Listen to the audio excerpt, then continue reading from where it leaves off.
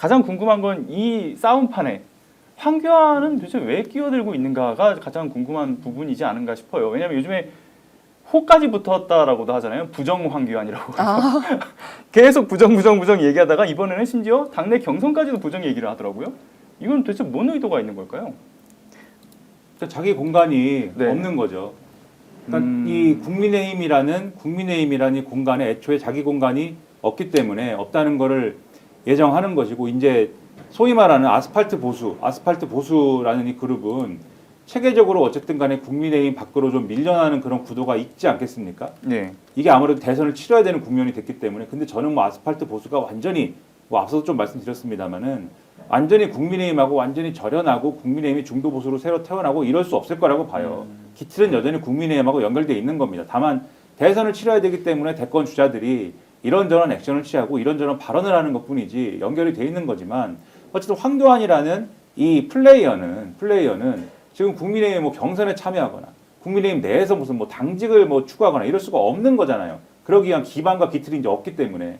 그래서 밖으로 나와 있는 것이고, 나와서 이제 자기는 대권 주자로서 행보를 하겠다 이렇게 주장하는 것인데, 그렇게 주장을 하기 위해서는 동력이 있어야 되고 주장이 있어야 되는데, 최근에 아주 좋은 게 얻어 걸린 거지 않습니까? 뭐냐면은 1차 경선을 했는데 한동훈 이렇게 많이 나온 게 이상하다. 아까 말씀드렸죠. 거의 비등비등하게 나왔다고.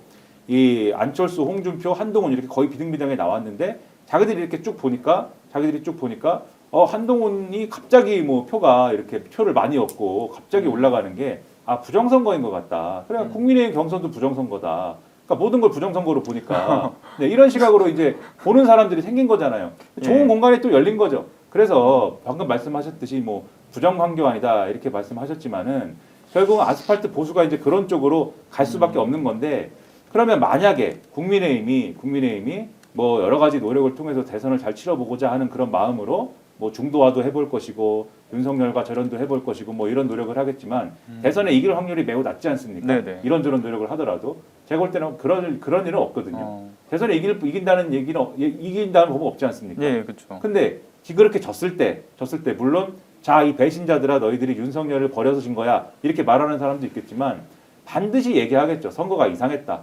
선거가 이상해갖고 졌다. 그때 또 자기 공간이 열린다고 생각하는 사람들이 있겠죠. 거봐라. 부정선거는 사실이고 진실이다. 여전히 그 사람들이 남아있어서 여전히 보수 일각에서 여전히 활약을 할 것이다. 저는 그렇게 생각을 하는 겁니다. 자, 실제 부정선거여서 부정선거라고 주장을 합니까? 아니면 돈벌이가 되기 때문에 부정선거라고 주장을 합니까? 그러니까 둘 중에 하나라고 저는 생각을 하는데요. 근데 이걸 지금 국민의힘 경선도 부정선거라고 하면 국민의힘에서 지정한 여론조사 회사가 있을 거 아닙니까? 이것도 선거 부정을 했다는 거거든요. 그럼 중앙선관위도 했고 국민의힘이 지정하는 여론조사 회사도 선거 부정을 했다면, 거꾸로 얘기하면 부정이 아니다라고 국민의힘에서 얘기하면 선관위도 부정이 아닌 거잖아요. 논리적 구성으로 보면 그렇다는 건데, 황교안은 지금 부정선거라는 주장을 함으로써 본인이 특정한 공간을 차지할 수 있는 기회가 될 수도 있지만 점점점 이제 정치권에서 더 멀어지고 훨씬 더 공간이 좁아질 것이다. 와야 될 수 있겠네요. 와야 되는 거죠. 이거는 이제 막바지에 가서 일종의 뭐라고 합니까? 좀 발악하는 것처럼 이런 얼토당토 않은 주장을 해서 이제 국정 경선도 부정선거다라고 하면 이제 제정신이 아닌 상태까지 갔다고 볼 수밖에 없는 거죠. 근데 이게 진짜 말씀하신 것처럼 제정신이 아니라고 생각이 드는데, 이게 사실 외부로 쏘아올렸던 공격용 프레임이었잖아요. 근데 그걸 자당으로 공격한다라는 거는 황교안이 지금 국민의힘을 떠나려고 하는 거 아닌가? 이런 생각도 이미 들어요. 떠난 상태죠. 물리적으로는 떠난 상태인데, 그러니까 더 이상 접점을 만들지 않겠다. 전 대표님 말씀하신 것처럼 원래 황교안이 자기 공간이 당내에 있으면 지금 말씀하신 것처럼 이제 그런 건데, 이미 없습니다. 공간이 이미 없고, 사실은 오래전에 그만 정치를 했어야 될 인물이죠. 2020년 총선 패배와 함께 사실은 정치 생명이 끝난 거죠. 근데 정치 생명이 끝난 상황에서 이 정치 생명을 좀비처럼 이어올 수 있었던 바로 그 투표약이 부정선거론입니다. 그걸로 여기까지 연장을 해온 거예요. 생명 연장을 해온 겁니다. 근데 이번에 어쨌든 윤석열이 이렇게 됨으로써 그것도 거의 끝날 뻔했는데 윤석열이 하나 던져놓고 간 거 아닙니까? 부정선거는 있다. 부정선거는 존재한다.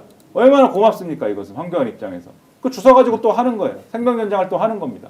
그러니까 이것을 포기할 수 있습니까? 제가 볼 때는 뭐 끝날 때까지 끝난 것은 아니다라는 마음으로 계속 네. 하는 겁니다. 네. 마지막까지 할 거예요. 네, 저도 그 별 신경 쓸 거는 없다고 생각하고요. 심지어 나경원마저도 여기에 대해서 아무 대답도 안 하고 있지 네, 않습니까? 어떻게 보면 나경원 편을 들어준 건데 본인도 여기서 한교안 얘기를 따라서 맞아요, 이거 부정선거예요 했다가는 본인도 이제 날아간다는 거 알기 때문에 나경원조차도 아무 얘기도 하지 않고 있다. 그렇군요. 끝났다라고 제가 생각하면 볼 때 될것 자기들이 같고. 선거를 해도 예. 부정선거였다고 할 사람들이에요. 아, 저는 근데 거의 뭐 한 부정 가지- 중독 증세 네, 같은 느낌이에요. 그럴 것 같습니다. 네, 그리고 저는 이 관전 포인트 중에서 한 가지를 더 찝자면 여기서 이제 한과 홍이 두 번을 이렇게 네네. 토론을 하지 않습니까? 거기에서 이제 홍의 최대 리스크가 지금 이제 명태균 리스크인데 그렇죠. 명태균에 대해서 얼마나 나올 것이냐, 저는 이게 좀 궁금한데요. 특히 한동훈은 검사 출신입니다. 지금까지 뭐 나름의 뭐 조선 최고의 뭐 검잡이, 칼잡이 이런 얘기도 했었고, 그런데 지금까지 그 홍의 명태균 리스크에 대해서는 수사도 제대로 안 되고 있었고 기자들이 물어봐도 아무도 한 번도 제대로 대답을 하지를 않았습니다. 예, 그렇죠. 그렇다면 여기에서 계속해서 공격을 했을 때 그 한이 얼마나 홍의 명태균 리스크와 관련된 대답들을 이끌어낼 것인가, 그리고 그걸 어떻게 디펜스 할 것인가, 그리고 저는 여기에서 김문수와 홍준표 중에서 본인이 나가고 싶어 할 거 아닙니까? 김문수가 옆에서 약간 도와줄 수도 있다고 생각합니다. 예를 들어서 뭐 넷이서 토론을 할 때 김문수가 한동훈에게 뭐 이제 당내 여러 인사들이 명태균 게이트에 걸려 있는데 여기에 대해서 어떻게 수사를 하고 어떻게 이렇게 정리하고 가야 된다고 생각합니까? 이런 식으로 도와줄 수도 있다고 생각을 하고요. 이강구도로 같이 갈 사람들 네, 네, 네. 그렇게 손을 좀 맞잡을 수 그 있다. 부분도 관전 포인트다. 예. 생각합니다. 홍이 제대로 대답하겠습니까? 지금도 묵비 전략, 뭔 쓸데없는 소리 뭐 이런 식으로 이제 나오는 걸 계속 가져가겠죠. 네. 이제 경선 국면이니까 실제적 진실 또는 증거가 많이 쏟아지고 있는데도 불구하고 지금 홍준표 제대로 대응도 하지 않고 검찰 아예 봐주기 수사하고, 오늘 또 민주당에서는 그 누굽니까 노정면 저 원내 대변인이 지금 나와가지고 조목조목 이렇게 해서 왜 검찰 수사하지 않느냐라고 하는데 아무 반응이 없어요. 대답 안 해요.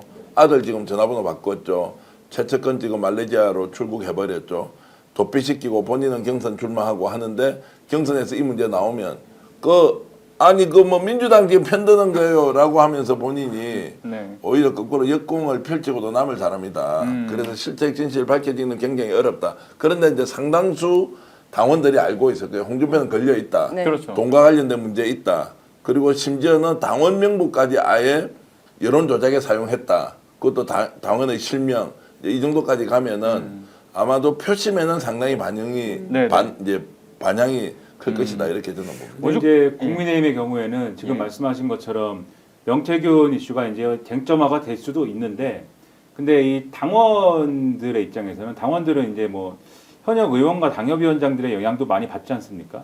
그런 것들을 감안해서 보면은 또 영남권에 많이 이제 치중이 돼 있고, 네. 근데 명태균 사안은 이전부터 많이 이제 알잖아요, 이 사람들이. 그렇죠. 많이 아는데 이거를 쟁점화시키는 쪽은 이제 양날의 검일 거예요. 왜냐하면 당내에 상당 부분이 이 관계가 있을 수 있다. 이 점을 공유를 하고 있는 거잖아요, 이 사람들이. 그래서 특검이나 이런 것도 그 사생결단으로 막은 거 아닙니까? 네.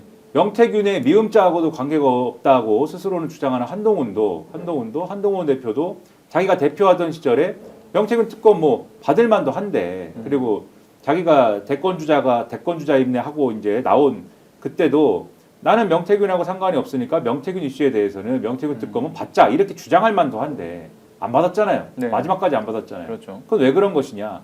이걸 받자고 하는 순간에 당내 다른 예를 들면 현역 의원들이나 다른 사람들도 그거는 나도 걸릴 수 있는 사안인데 이렇게 돼버리면 당내에 민심과 신임을 다 잃을 거 아닙니까?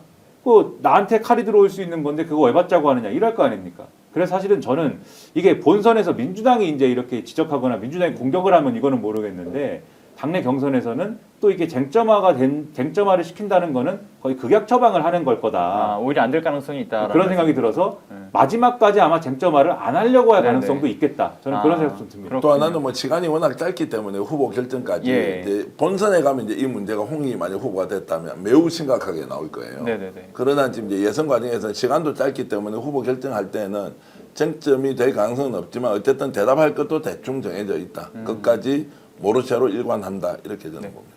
잘 알겠습니다. 그리고 좀 우스갯소리로 좀 들리는 이야기를 좀 드리자면 사실 이제 말씀 주셨던 것처럼 쟁점화가 명태균 게이트가 되지 않을 가능성이 있다라고 이제 이야기들은 나오는데 뒤편에서는 워낙에 이제 그 한동훈 후보가 이 홍준표 후보한테 너무 긁혀가지고 이게 검찰 후배들을 동원해서 야 담궈라고 할 수도 있다 이런 얘기도 우스갯소리로 계속 나오더라고요. 오늘 방송 어떠셨습니까? 마음에 들었다면 구독, 좋아요로 스픽스를 응원해 주십시오. 여러분들의 구독, 좋아요는 가장 큰 힘이 됩니다.